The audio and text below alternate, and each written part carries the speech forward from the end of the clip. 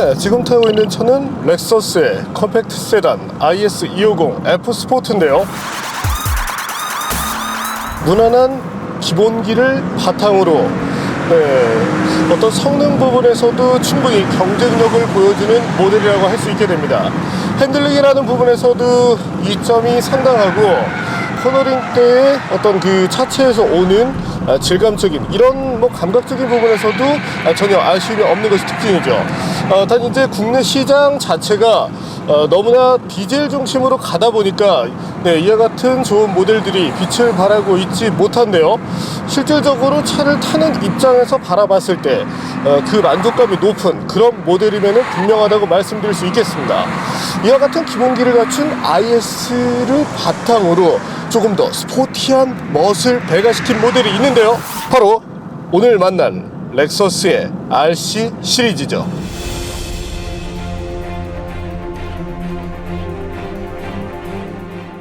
현재 타고 있는 IS와 RC350 개발자 역시도 동일합니다. 과연 그런 렉서스의 RC가 쿠페로서 얼마만큼의 기대감을 충족시켜 줄 수 있을지 잠시 함께 느껴보시겠습니다.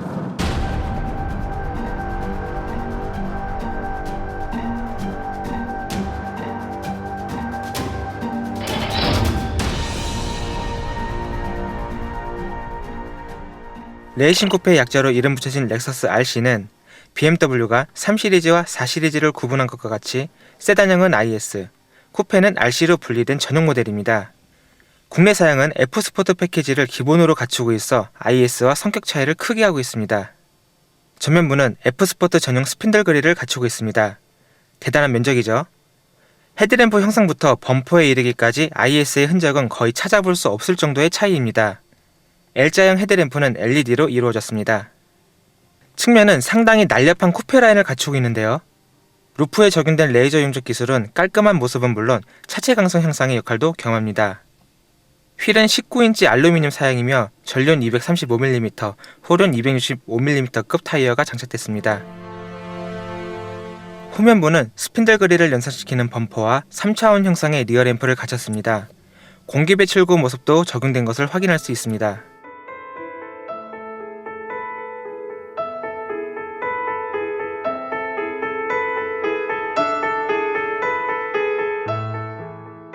인테리어는 IS의 모습도 눈에 띄지만 F스포트 전용 구성으로 차별화를 꾀했습니다. F스포트 패키지는 전용 스티어링 휠과 알루미늄 페달이 갖춰지며 LFA에 사용된 슬라이딩 계기판이 적용됩니다. 계기판 디스플레이의 면적은 6인치에 이르기 때문에 애니메이션 효과와 다양한 정보 표현에도 유리한 모습입니다. 시트는 프리스타일 스티칭이라는 이름처럼 상당히 자유로운 모습의 박음질 장식이 적용됐습니다.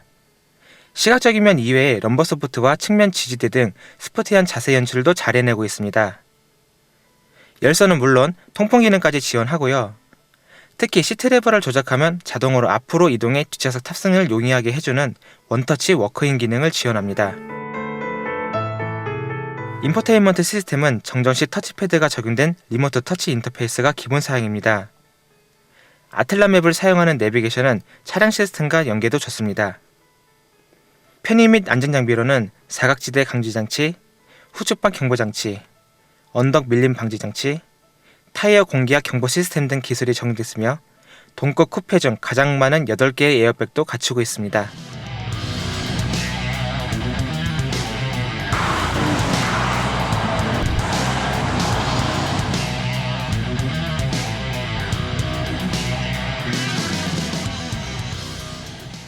그럼 오늘의 중심 모델 RC350과 함께 먼저 달려보겠습니다.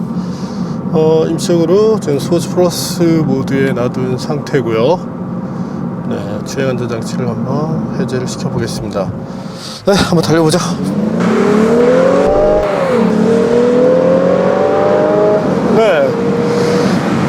가속파 페달을 밟았을 때 일단 차가 나가는 느낌, 자연흡기 엔진답게 상당히 그 마일드하면서도 안정감 있는 그런 주행 성능을 보여준다는 점이 좋네요. 사실 최근에 이제 터보 모델들만 계속해서 이제 타다 보니까 어떤 그 리스폰스 부분에 대한 아쉬움이 상당히 많이 남았었는데, 네, 현재 이 RC에서는 그런 아쉬움을 전혀 느끼게 해주지 않습니다. 가속 페달을 밟았을 때 민첩하게 반응해 준다는 점, 이 민첩한 엔진의 반응이 뭐 상당히 마음에 들고요. 이와 같은 엔진은 최고 출력 311마력, 최대 토크 38.2kgm를 내는 것으로 알려져 있습니다. 여기서 게트키에서의 성능도 한번 확인해 볼까요?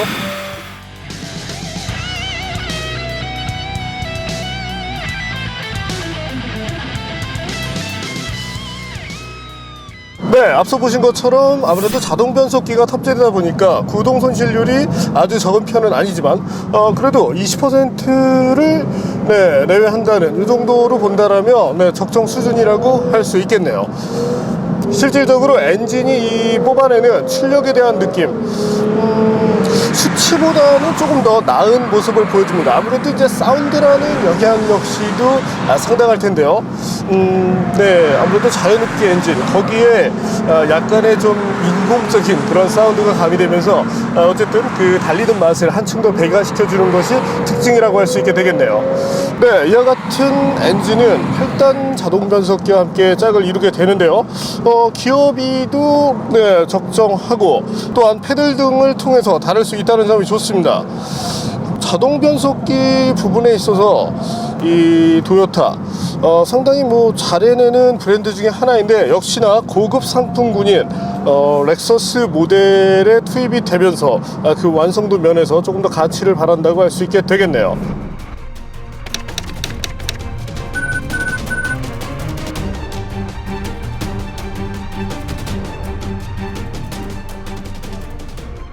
스티어링 휠을 돌렸을 때의 느낌, 일단 그 핸들링 부분에 있어서도 마음에 듭니다. 상당히 민첩하게 쫙 하고 파고드는 그런 셋업은 아닌데, 마일드한 듯 하면서도 원하는 라인을 자연스럽게 그려준다는 점이 장점으로 부각이 되네요. 실질적으로 이 RC가 추구하는 이 방향성과도 잘 맞아떨어지는 그런 예라고 할 수 있겠습니다. 실질적으로 서스펜션만 하더라도 너무 이 타이트한 것만 추구한 것이 아니라 적정 승차감까지를 추구해주고 있는데요.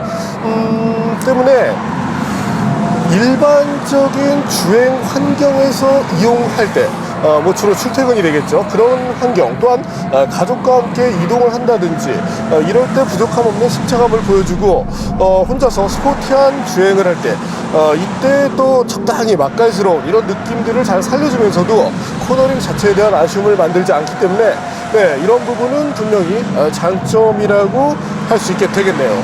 어쨌든 그 렉서스 RC, 뭐 적어도 제조사가 주장하는 그런 셋업 방향에 대해서는 충실하게 잘 맞춰놨다라고 할 수 있게 되겠습니다. 코너링 때의 특성을 본다라면, 언더스티어 쪽이 조금 더 많이 부각이 되고 있는데요. 아무래도 리어 타이어의 사이즈가 큰 것이 원인으로 지목이 됩니다. 현재 이 사이즈가 프론트 기준 235mm, 후륜의 경우가 이제 265mm를 사용하고 있는데, 엔진 출력이라든지 뭐 스펙 등을 바라본다라면 현재보다 뭐 하나에서 두 치수 정도를 줄여도 아쉬움이 나오지 않을 것으로 전망이 되네요.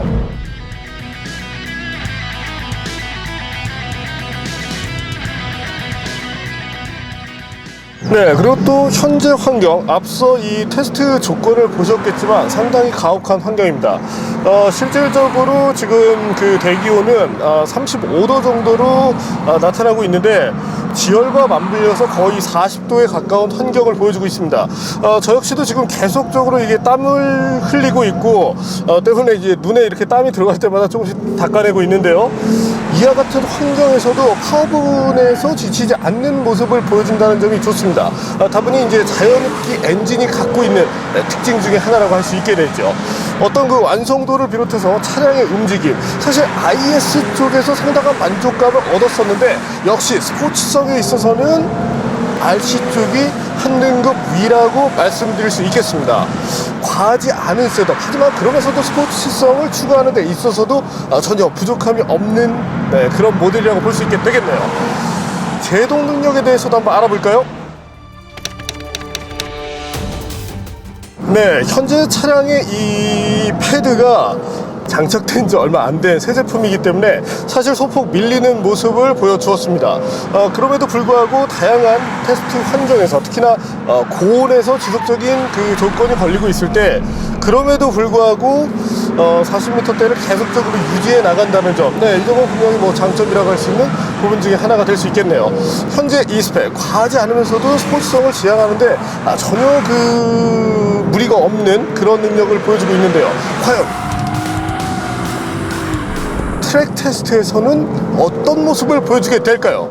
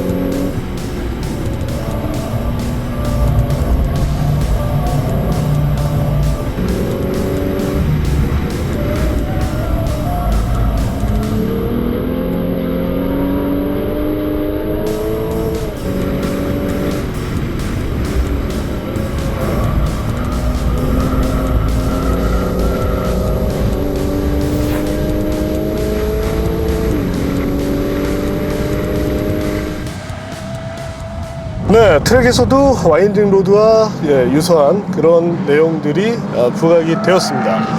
주행안전장치의 개입을 거의 뭐 느끼기 힘들 정도라고 이제 드라이버가 평을 해주셨는데,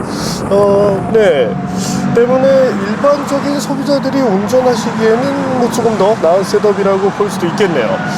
단 이제 순수한 스포츠성, 그런 면들을 지향하고 싶으신 분들의 경우라면 어떤 그 고급화된 느낌을 한층 좀 다운시키더라도 토요타 86 쪽으로 접근하시는 것이 낫습니다. 아무래도 가벼운 그런 쿠페가 보여줄 수 있는 매력이라는 것은 분명히 다르기 때문이죠.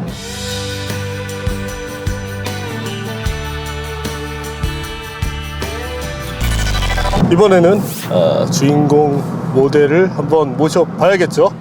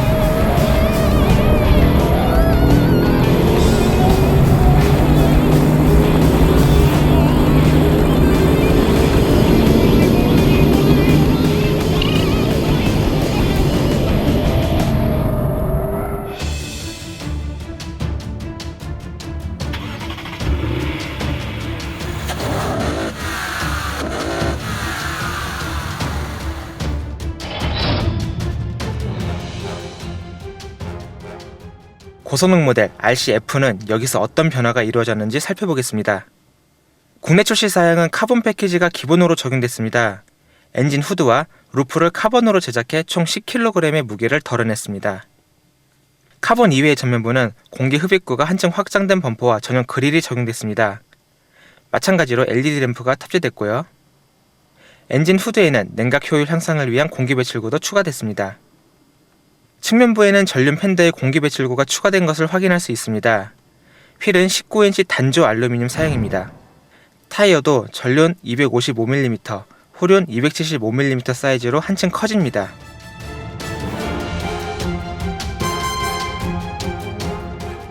후면부에는 ISF부터 시작된 형태의 듀얼 머플러가 갖춰집니다. 디퓨저 디자인도 한층 강조되고요. 카본윙은 시속 80km 이상부터 전개되며 시속 40km 이하에서 수납됩니다. 바디 패널 성형 기술의 발전으로 다양한 곡선은 물론 심지어 윙을 수납하는 트렁크 패널까지 한 번에 찍어낼 정도입니다.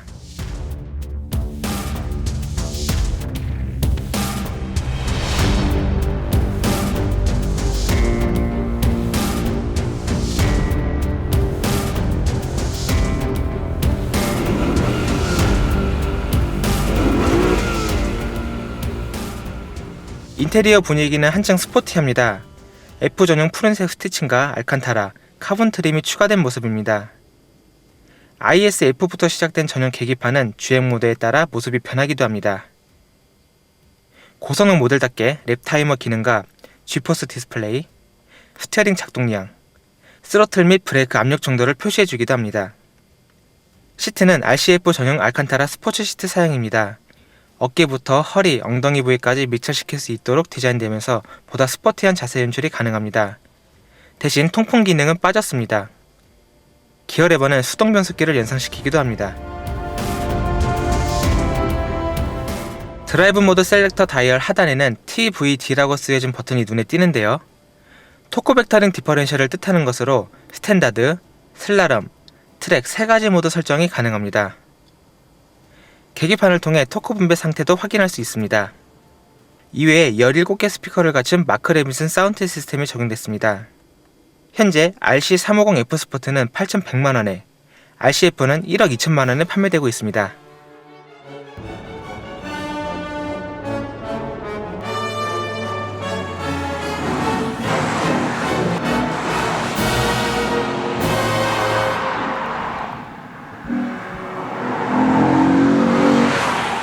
네, 그럼 지금부터 오늘의 주인공 RCF와 함께 달려보겠습니다. 예전에도 ISF를 탈 때 상당히 재미있었던 그런 기억이 있는데 최신 모델로서 얼마만큼의 기량을 보여줄지 상당히 기대가 됩니다.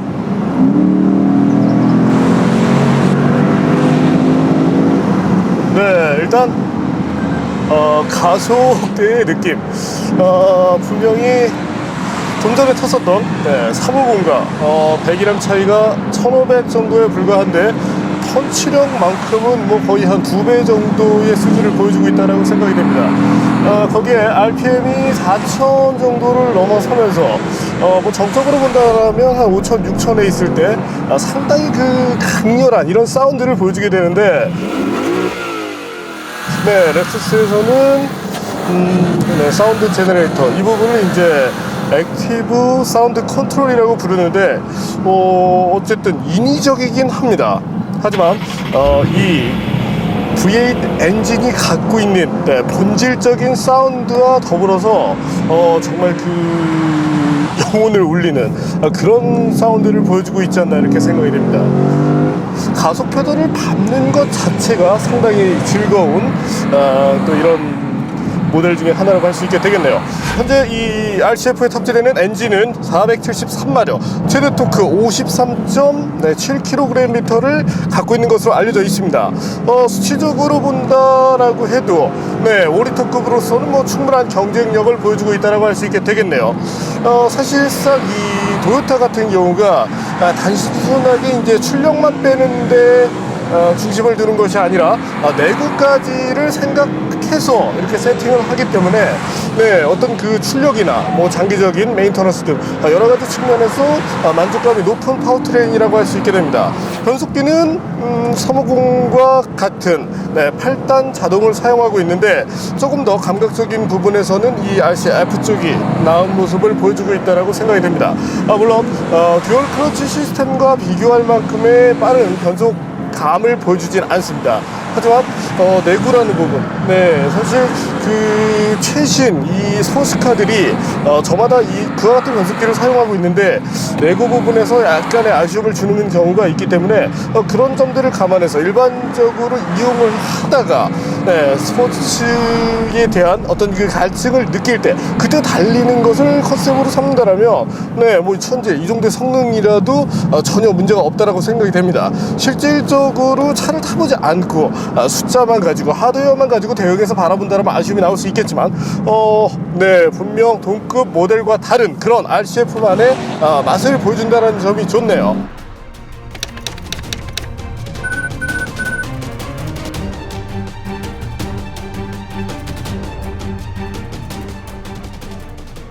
스티어링 휠의 느낌, 네, 좀 전에 탔었던 그 RC350보다 조금 더 묵직한 그런 느낌이 있습니다. 조타량은 조금 더 많은 느낌인데요. 하지만 차를 제어하는 데 있어서 불필요한 그런 조타 등을 만들어주게 하진 않네요. 브레이크 페달을 밟았을 때 시스템이 제어되는 느낌 역시 좋고요. 지금 이 패드 자체, 브레이크 패드 자체가 최적화된 그런 컨디션을 보여주고 있지는 않습니다. 앞서 RC350F 스포츠에서도 그랬지만, 네, 트랙 행사에 이제 차량이 이용되고 나서 패드나 타이어 등을 모두 교체를 했는데 그 때문에 새 제품이 들어가면서 아직 그 컨디션을 내고 있지 못하기 때문이죠. 그럼에도 불구하고 네, 제동 성능 부분에서 아쉬움을 보여주지는 않았는데요.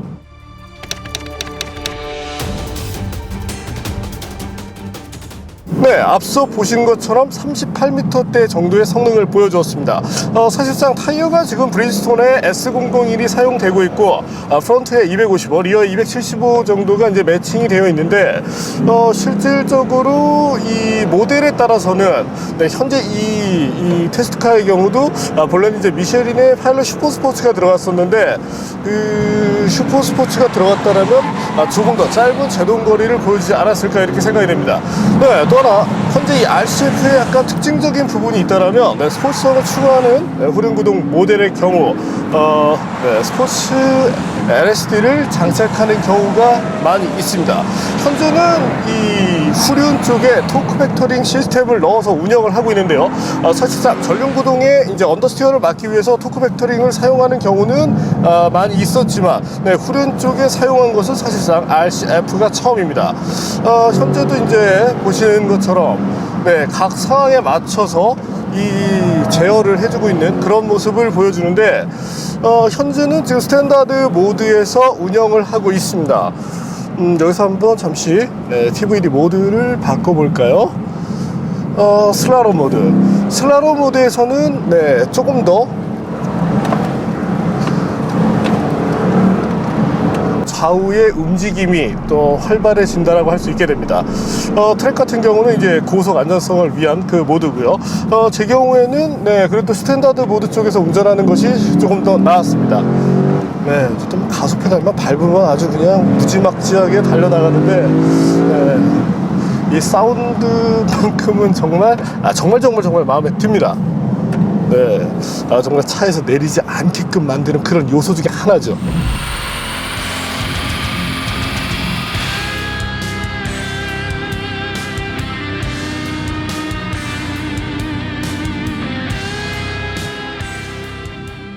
앞서 말씀드린 것처럼 코너링 스피드 아무래도 이제 원래 이 오히려 제공되는 네, 미쉐린의 파일럿 스포츠 슈퍼스포츠가 들어가면 조금 더 나은 성능을 보여주게 될 것입니다.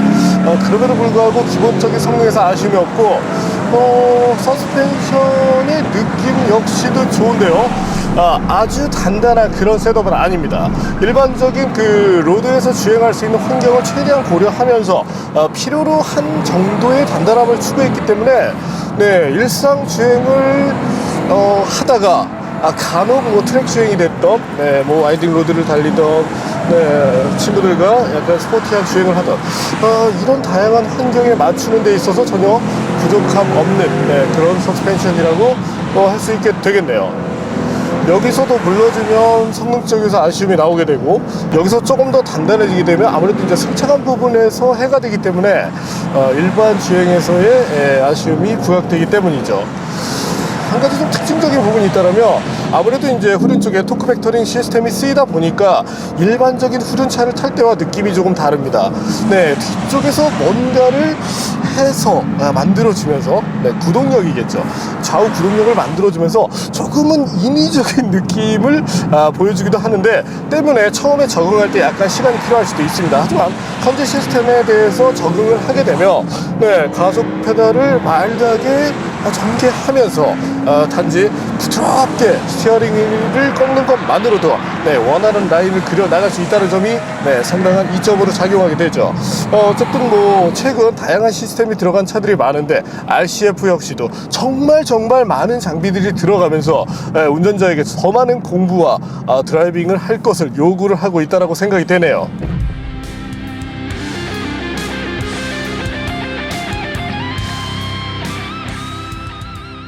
RC350 F 스포츠 그리고 RCF, 가격적인 메리트나, 네, 어떤 쓰임새 부분에서의 만족도를 본다면 저는 RC350 쪽이 더 낫다라고 생각을 합니다. 물론 저희 쪽 패널의 의견들은 달랐습니다. 패널들은 모두 다 조금의 더 비용을 투자하더라도 스페셜한 이런 능력을 보여주는 RCF 쪽이 낫다라고 말을 했으니까요.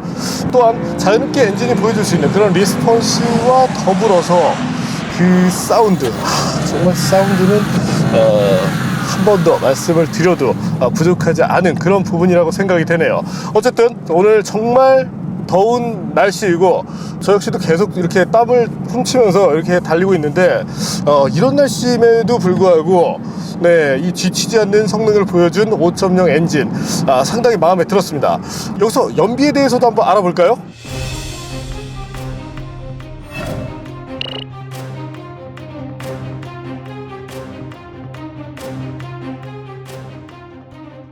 네, 상당히 재밌는 것은 RC350 F 스포츠가 3.5리터 모델로서는 무난한 연비를 보여줬는데, 크루징 상태에서는 현재 이 5리터 엔진의, 네, RCF가 더 좋은 능력을 보여주기도 했습니다. 고속도로에서는 350 쪽이 나왔지만, 네, 환경이 바뀌었을 때, 이때는 RCF가 더 좋은 모습을 보여주는데, 정말 대단한 연비라고 말씀을 드리고 싶네요. 네, 어쨌든 토요타가 상당히 신경을 써서 잘 만들었다는 느낌을 보여줍니다.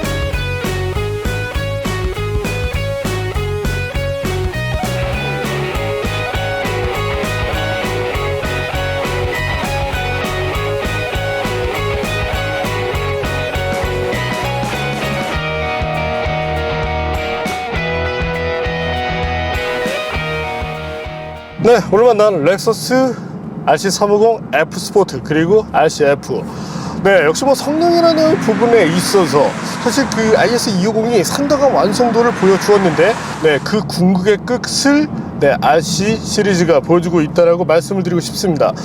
역시 이 RCF, 하지만 조금 특징적인 부분이 있는데요. 사실상 경쟁 모델을 생각해서 본다라면, 네, 벤츠의 뭐 C클래스 AMG라든지 아우디 RS5, BMW의 M3, M4 정도를 생각할 수 있을 것 같은데, 실질적으로 차를 타보고 나서는, 네, 다른 방향을 걷고 있다라는 것을 쉽게 읽을 수가 있었습니다. 사실상 어떤 그 트랙을 겨냥해서 탄다라면, 네, M4 정도가 오히려 유리할 수도 있죠. RS5도 마찬가지입니다. 하지만 궁극적으로 트랙에서의 어떤 질 높은 그런 드라이빙을 추구하시는 소비자라면, 사실 그와 같은 모델이 아닌 포르쉐 카이맨 혹은 911 쪽을 생각하시게 되겠죠. 제 개인적으로는 카이맨 S 혹은 GTS 쪽을 추천을 드릴 겁니다. 네, BMW가 아무리 잘해도 넘을 수 없는 영역이 분명히 있으니까요. 일반적인 로드에서 평상시에 정말 편하게 탈 때, 뭐 그렇다고 메인터넌스 걱정을 할 필요도 별로 없고요. 그러면서도 스포티한 주행을 원하고자 할 때 그 정도를 만족시켜 줄 수 있는 모델, 그런 틀에서 바라본다라면 RCF는 충분히 가치가 있다라고 생각이 됩니다. 어떤 시스템에 대한 완성도라든지 여러 가지 그 장비, 이런 부분에 대한 것 역시도 좋았고요. 단 이제 어떤 그 성능의 추구보다는 쿠페 스타일과 더불어서 적정하게 빠르면서 편안함, 이런 것들을 추구하고 싶은 소비자분들께는 역시나 RC350이 좀 더 나은 선택이 된다고 말씀을 드리고 싶네요. 어쨌든 쟁쟁한 경쟁 모델들을 상대하는 렉서스의 또 중심 모델답게 정말 다른 면모를 보여주고 있다는 점이 좋았습니다. 적어도 다른 모델과 중복되지 않는 영역에서 사실상 보면 더 많은 소비자들을 케어할 그런 능력을 가진 것이 RCF의 매력이라고 할 수도 있겠네요. 네, 오늘은 렉서스의 고성능 쿠페 RCF를 만나봤습니다.